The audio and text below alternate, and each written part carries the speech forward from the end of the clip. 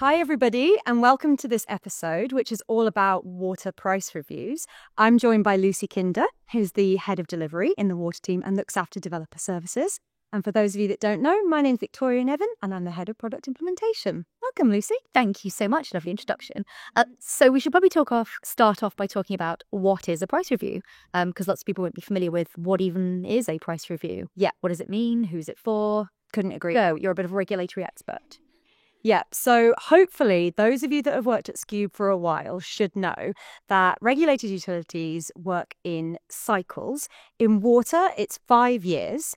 The price review is the name of the process by which Ofwat, the economic regulator, decides on how much water companies can charge customers and invest in the infrastructure and the assets that they need to deliver good quality service. The name of the price review relates to the year that the decision process is made in. So we have just been through PR24 because all the key back and forth between water company and regulator happened in 2024.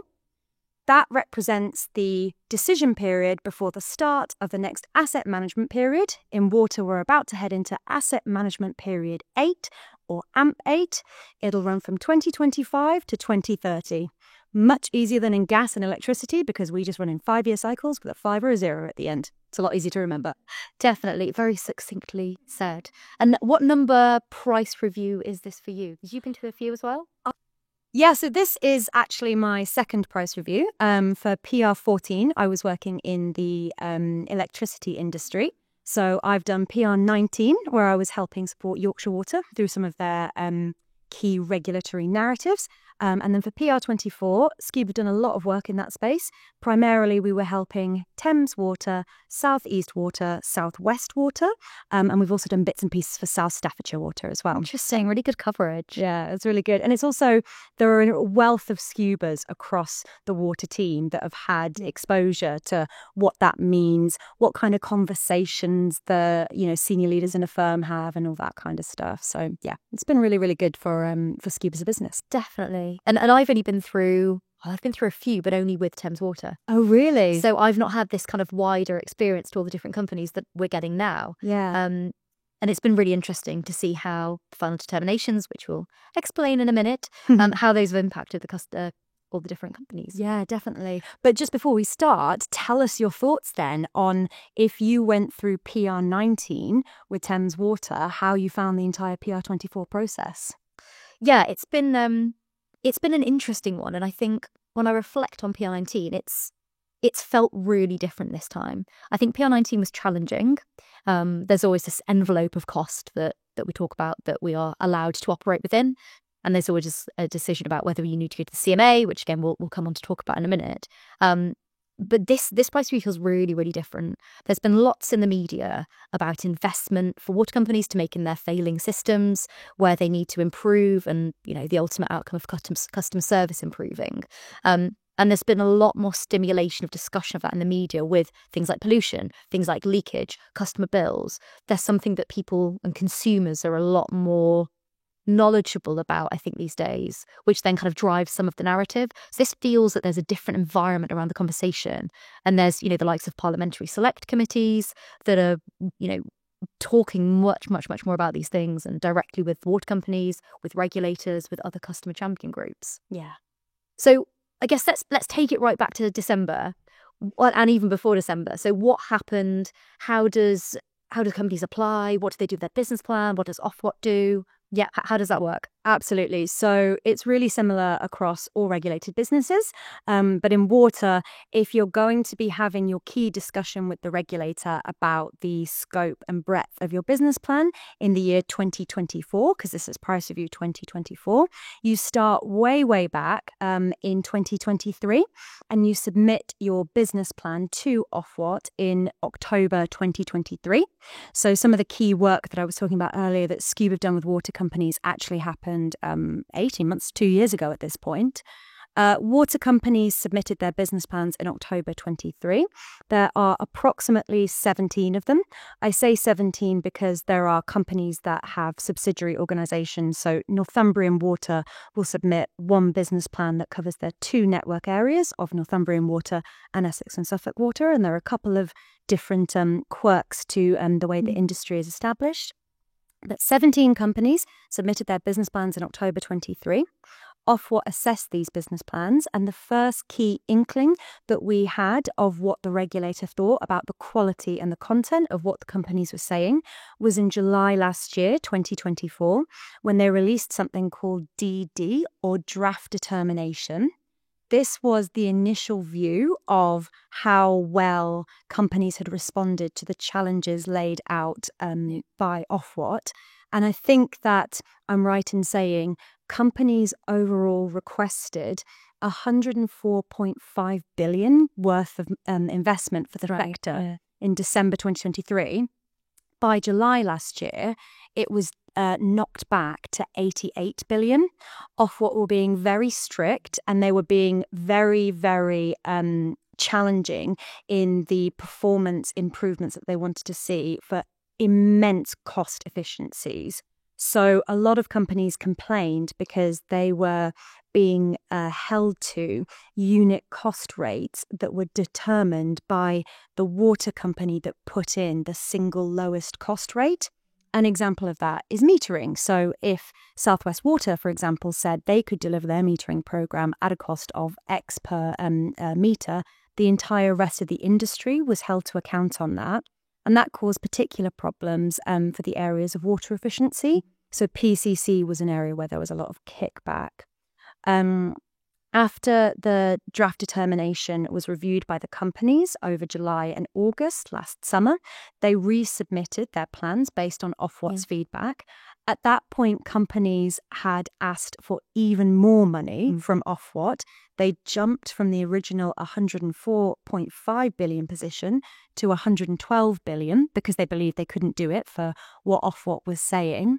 Ofwat had a couple more weeks to consider the new position. And finally, on the 19th of December 2024, we got the final determination. So, Lucy, you were there in the woods, reading vigorously through all 17 of the business plans and the summaries and the appendices. Hey, Verly. Weirdest Christmas present ever. But can you tell us some of the sort of like key facts and figures that we should be aware of when it comes to what does final determination say? Yeah, absolutely. So, obviously, you said that water companies originally asked for about 104 billion. They were pushed back to 88. They then resubmitted with even more. Ofwat kind of came full circle, and they agreed on 104 billion to fund the next 5 years across the water industry. So feel free to skip the 2.5 minutes of the podcast that we've just recorded because basically we're back to square one. Oh, yeah, quite. And I think some of the driver around that was more stringent targets. They reflected and they identified that they needed to allow a little bit more to deliver that. However, there were winners and losers. Not all water companies had exactly what they'd asked for originally, or even through their DD. One of the things that Ofwat want to do, obviously, is keep customer bills low. That's, again, one of the key drivers to push back to make sure that companies are operating effectively and delivering within the means that they're set out. What they did change for the final determination was the rate of return from investments. So originally that was 3.75. That went up to 4.03. So that means that investing companies are getting a better return on the money that they put in to help water companies to deliver some of these really stretching targets. Yeah. And it's a position that I think we were all a little bit surprised by. Yeah. So obviously it was yourself, me, and then a couple of the water leadership team in the office just kind of saying that the balance of position over the course of the timeline that we've just articulated means that we think that what Ofwat was trying to achieve by this was to settle on a reasonable value for everyone concerned. So you just spoke to the shareholder interests, in terms of performance deliverability, like making sure that everybody's stretched but not overstretched, making sure customers get good outcomes, but also making sure that that's balanced against, the need to invest in the sector. So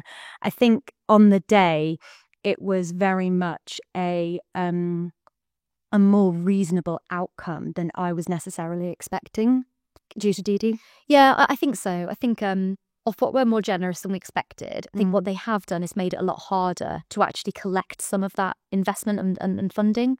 So water companies have a number of really stretching targets: leakage, pollutions, PCC, which is per capita consumption, so how much water customers are actually using, developer services, measures of experience, CMEX, customer measure of experience. They've made it a lot harder and a lot more difficult to actually access the money because they've attached more conditions. So, water companies must deliver across the next 5 years 10 million metres, but they have to do it within certain timescales. They have to do it to certain schedules. So they're making it a lot harder for actually the companies to get the money that they said they can have. Yeah. And you mentioned the performance commitments that all water companies are measured against. And there's a little bit of a quirk in the financing of DMEX, which is the developer measure of experience. Do you want to just explain that one to everybody? Sure. So the developer measure of experience, if I can get my words out, developer measure of experience. This is all around how effectively companies are delivering for their developer customers. So all the way from Mrs. Miggins, who wants to connect water to her granny annex, all the way up to Taylor Wimpey, Barratt's, developing, half of London, massive new developments. And also they could be using a self-lay provider, so not necessarily using the water companies to put the pipes in the ground. So getting a self-lay provider, or a NAV, which is like a mini water company that will put all the pipe work in and then operate that little area, new development, and bill the customers and maintain all the pipe work. So there's a lot of different customers within that. What Ofwat have done with that measure, and I'm especially passionate about the developer services area because that's a bit of my baby at the moment. What they've done is made sure that through this measure, they're magnifying the voices of all of those different customers. So previously, in the last DMEX measure, the AMP that we're currently in, those NAVs, those SLPs, the large developers, their voices were they were being sunk within the massive volume of other sort of smaller connection customers. So that's what they're moving towards at the moment. So the new financing mechanism for DMEX is all around an ODI rate. So Ofwat have set a common performance level commitment, which is all of the companies go into a league table. The middle company, is where all of the benchmarking is done from. So the middle company will have no penalty, no reward, but all the other companies have a specific rate that's applied to how far they are away from that median. So that's quite different this year. And if you want any more detail on that, speak to Lucy. She's the expert. So we've talked already about what the kind of sector impact was in terms of finances, stretching performance targets, etc. Obviously, the devil's in the detail when it comes to company A really wanted this much money to fund an ambitious leakage program that they didn't get, or company B had a reservoir that they wanted to deliver that hasn't had quite as much funding as expected. But in terms of overall winners and losers, you can sort of rank companies on how much they asked the regulator for overall and how much they are receiving to deliver against that business plan. And I think the key thing for Scubas to remember is there are 3 companies that have achieved what they asked for or been allowed more money than they asked for in their business plan. And those 3 companies are South Staffordshire Water and Cambridge Water, Portsmouth Water and Yorkshire Water. So if you were thinking about winners from this price review, you could probably classify those 3 companies as winners. There are 5 companies that saw greater than a 5% variance between what they originally asked for and what the regulator has allowed them. In some cases, Thames Water, it's an enormous difference. It's over 30%. Exactly. So those 5 companies are Thames Water, Southern Water, South East Water, Wessex Water, and Sutton and East Surrey. Well, remember, thank you. So if you could consider 5 companies as sort of overall losers of the PR24 game, it would probably be them. And every other water company is basically in the middle. So not exactly a safe place to be, what with the original performance expectations from the regulator, but, sort of middle of the pack. So, and in terms of what that means for companies, Lucy, do you want to talk a little bit about next step Yeah. and what happens as part of this process? Absolutely. So I think those winners that you just talked about, and probably those sort of slightly more in the middle, they can proceed. I think they've got some confidence as to what they will be able to charge from their customers and what they'll be able to do investment wise. They can start really motoring ahead with their planning for the next, few months ahead of April start of the new AMP period. Those sort of losers, as you referred to, they've got a difficult decision to make now. So they can go to the Competition Market Authority. The deadline for that is the 18th of February, where they apply to an external body who will review their case. They'll review what they asked for from Ofwat. They'll review what Ofwat came back with, and they'll see if there's a bit of a case for any extra investment, so extra money to be brought in through bill payers, based on the targets that they then want to achieve, or that Ofwat are asking them to achieve. So it's difficult. Going to that CMA, the Competition Market Authority, does present a new challenge, because you don't have any more money that you are able to operate within. You still have the targets. You're still going to need to achieve that over the next 5 years, but you're almost delaying your ability to start to invest. So this CMA process can take months, upwards 6, 12, 18 months to actually resolve. So it just leaves those companies in limbo. So they've got a choice between pushing forwards with that approach, or accepting a really challenging final determination outcome and having to cut costs somewhere, or deliver a lot more for a lot less. So it's an unenviable position for them to be in, really. Definitely. And it just fosters a lot of uncertainty, doesn't it? Because the CMA referral, they need to make a decision by the 18th of February, but the new AMP starts on the 1st of April, Absolutely. weeks later. So it doesn't make for a particularly comfortable first couple of months of your new delivery cycle, does it? So it makes it a lot harder just to get that jump start on and really start accelerating through, because you want to be making preparations now. You want to start getting all of your ducks in a row so that you hit April and you're already ready to go. You don't want to spend the first few months trying to just recover the ground that you might have lost already. Exactly. But I think this presents us with a great opportunity, some really difficult DDs for some of the companies.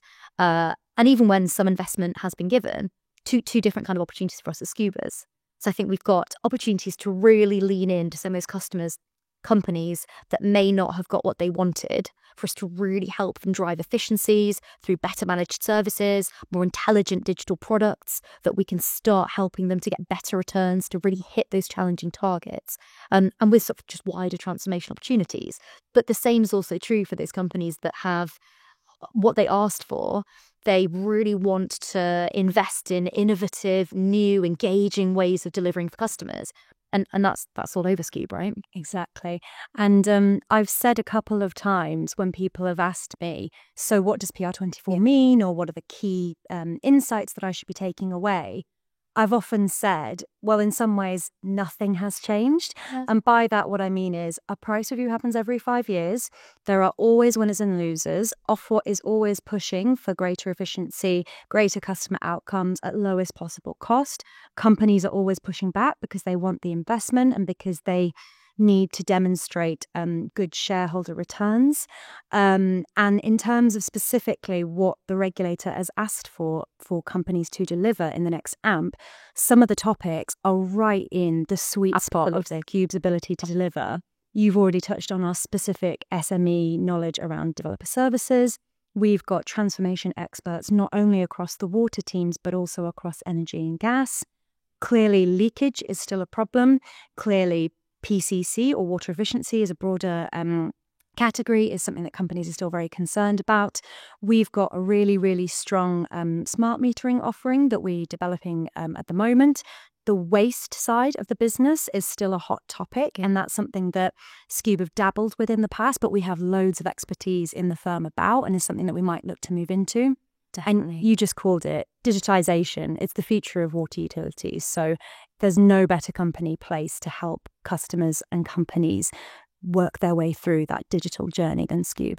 Absolutely. And I think, customers, consumers, as I said before, they're just so much more aware of these kind of issues now. People really care about the environment, things like pollutions, that waste area that you said that we might start leaning into a lot more. that's readily primed for us to be able to help. So it's really, I think it's a really exciting AMP. Whilst it's challenging, it feels really different. It also feels like there's a lot more that's being asked for, and there's a lot more opportunity for us to help innovate and deliver. Yeah, I'm really excited about the new AMP. couldn't agree more. Yeah. Final thoughts. So we're going to go down imagination lane now. We're sitting here in the studio on the 19th of December 2029. Wow. And we're talking about how the last AMP has been in terms of delivery. What would you want to see? Oh, I want to see a lot more digital innovation. I think the use of AI and Gen AI is going to absolutely explode. I mean, you see technology increasing at an exponential rate, and the use of that and just how it's even developing. I mean, there'll probably be people walking around in Mars and everyone going into space by then. So goodness knows what we'll have been able to develop to really help the water industry. Like I said, I think it's a really great opportunity. It's really exciting. And I like to think I can't imagine what it's going to be like, because it's just going to feel so different. You know, real opportunity to increase that real-time data, live views. You can lean into leakage, all the pollution views, you know, so that you can really start eradicating any of these problems. How about you? What do you think?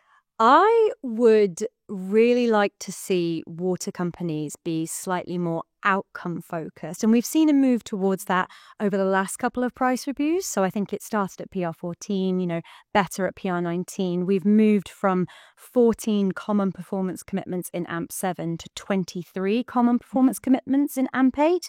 And that reflects Ofwat's desire to kind of standardize how companies are being benchmarked.